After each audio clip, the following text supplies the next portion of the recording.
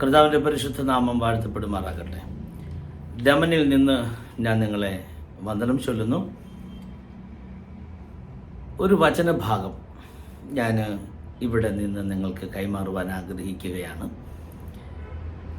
ഞാൻ ഇന്നുവരെ Daman and dew എന്ന് പറയുന്ന ഈ സ്ഥലത്ത് എത്തിയിട്ടില്ല. ഇന്ന് പരിശുദ്ധാത്മാവ് എന്നെ എത്തിക്കാനിടയായി തീർന്നു.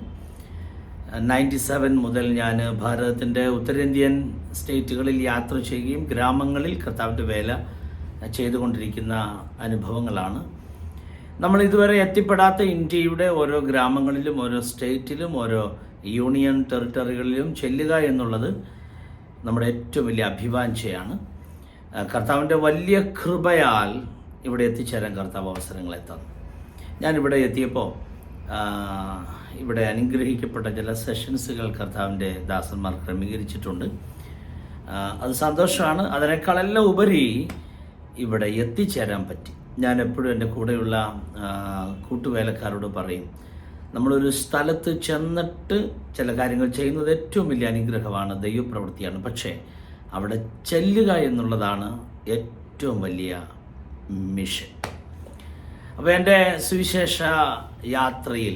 സുവിശേഷീകരണ യാത്രയിൽ ഇവിടെ എത്തിച്ചേരാൻ കർത്താവ് കൃപ തന്നു. യോഹന്നാന്റെ സുവിശേഷം 20-ാമത്തെ അധ്യായം 11 മുതലുള്ള വാക്യങ്ങളിൽ നിന്ന് യേശു കർത്താവിൻ്റെ ഉയർപ്പിനോട് ബന്ധപ്പെട്ട് ബൈബിൾ പറയുന്ന ചില പ്രസക്തമായ ഭാഗങ്ങൾ.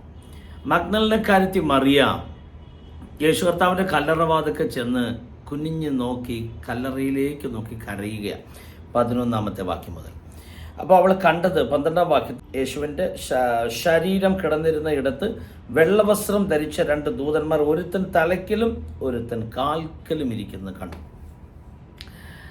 അവർ മഗ്ദലക്കാരത്തി മറിയോട് ചോദിക്കുക, സ്ത്രീയെ നീ കരയുന്നത് എന്ന്. ഈ സമയത്ത് യേശു കർത്താവ് കല്ലറയുടെ പുറത്ത് അവളെ വെയിറ്റ് ചെയ്യുന്നുണ്ട്. യേശു കർത്താവ് അവളോട് ചോദിക്കുന്ന ചോദ്യം, യേശു അവളോട് ചോദിക്കുകയാണ് 15-ാമത്തെ വാക്യത്തിൽ, സ്ത്രീയെ നീ കരയുന്നതെന്ന്. ദൂതന്മാരും ചോദിച്ചു, നീ എന്താ കരയുന്നത്? യേശുവും ചോദിച്ചു, നീ എന്താ കരയുന്നത്? 2 പേരോടും മഗ്ദലക്കാരത്തി മറിയുടെ ആൻസർ എന്താണ്? മഗ്ദലക്കാരത്തി മറിയുടെ ആൻസർ 13-ാം വാക്യം, അവർ അവളോട്, സ്ത്രീയെ നീ കരയുന്നത് എന്തെന്ന് ചോദിച്ചു. എൻ്റെ കർത്താവിനെ എടുത്തുകൊണ്ടുപോയി അവനെ എവിടെ വെച്ചു എന്ന് ഞാൻ അറിയുന്നില്ല. ഇതാണ് ദൂതന്മാരോട് മറിയ കൊടുക്കുന്ന ആൻസർ. യേശു കർത്താവിനോട് മറിയ കൊടുക്കുന്ന ആൻസർ, യജമാനനെ നീ അവനെ എടുത്തുകൊണ്ടുപോയി എങ്കിൽ അവനെ എവിടെ വെച്ചു എന്ന് പറഞ്ഞു തരിക, ഞാൻ അവനെ എടുത്തുകൊണ്ടുപോയിക്കോളാം. എൻ്റെ പ്രിയരെ, ഒരു മിഷനറിയെ സംബന്ധിച്ചിടത്തോളം, ഒരു സുവിശേഷ വേലക്കാരനെ സംബന്ധിച്ചിടത്തോളം ഈ പദങ്ങൾക്ക് വളരെ പ്രസക്തിയുണ്ട്. കാരണം യേശു കർത്താവിനെ എടുത്തുകൊണ്ടുപോയി എന്ന് ദൂതന്മാരോട് പറയുമ്പോൾ, യേശു കർത്താവാണെന്നറിയാതെ താൻ യേശുവിനോട്, യജമാനനെ നീ അവനെ എവിടെ എടുത്തുകൊണ്ടുപോയി എന്ന് പറ, ഞാൻ അവനെ എടുത്തുകൊണ്ട് പോയിക്കോളാം. അതാണ് 15-ാമത്തെ വാക്യം. നീ അവനെ എടുത്തുകൊണ്ടുപോയി എങ്കിൽ അവനെ എവിടെ വെച്ചെന്ന് പറ, ഞാൻ അവനെ എടുത്തുകൊണ്ട് പോയിക്കോളാം. സത്യത്തിൽ ഒരു മിഷനറിയുടെ ജീവിതം, ഒരു മിഷൻ ചെയ്യുന്ന ഒരു സുവിശേഷകന്റെ ദൗത്യം അവനെ എടുത്തുകൊണ്ട് പോവുക എന്നുള്ളതാണ്. ആരെ? നസറായനായ യേശുവിനെ. യേശു കർത്താവിനോട് യേശുവിനെ എവിടെ വെച്ചെന്ന് പറ, ഞാനവനെ എടുത്തുകൊണ്ട് പൊക്കോളാം എന്ന് പറയുമ്പോൾ 33 വയസ്സ് പ്രായമുള്ള യേശു കർത്താവിൻ്റെ ശരീരം ഈ കല്ലറയ്ക്കകത്ത് അടക്കിയിട്ട് ആ ശരീരം എടുത്തുകൊണ്ട് പൊക്കോളാമെന്നൊരു സ്ത്രീ പറയണമെങ്കിൽ അവൾക്ക് യേശുവിനോടുള്ള സ്നേഹം, അതിൻ്റെ ആഴം, അത് യേശുവിൻ്റെ മുമ്പിൽ യേശു ആണെന്നറിയാതെ പ്രദർശിപ്പിക്കുകയാണ്.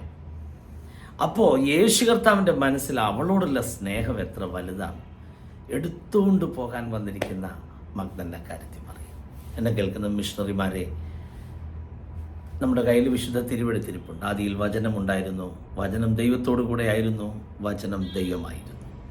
നമുക്ക് അവനെ ഇങ്ങനെ എടുത്തുകൊണ്ട് പോകാൻ തന്നിരിക്കുകയാണ്.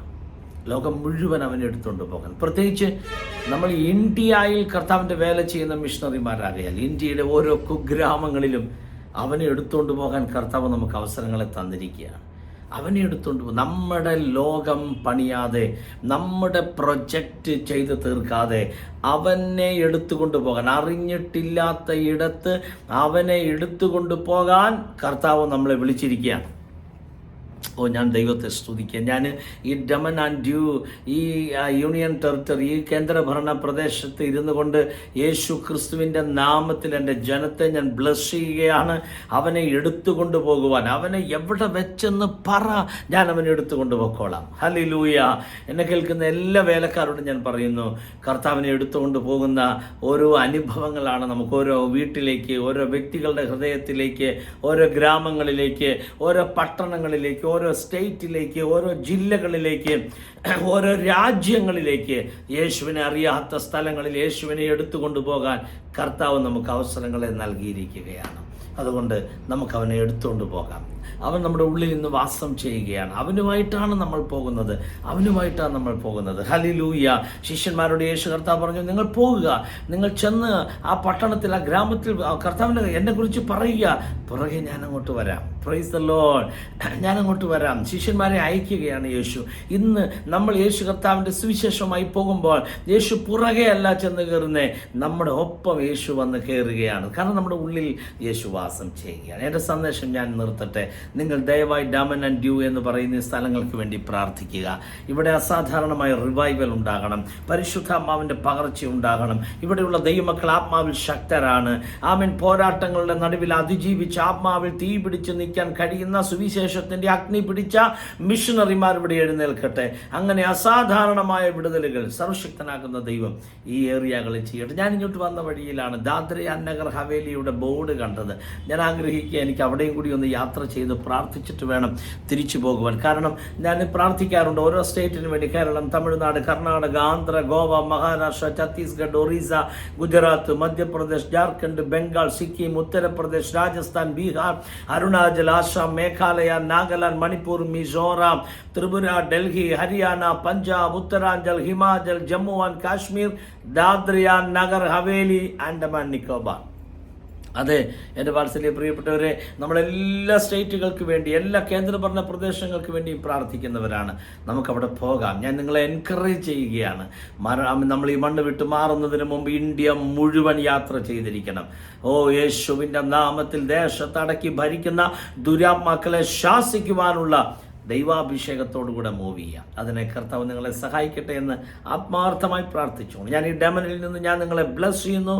May God bless you all. Amen.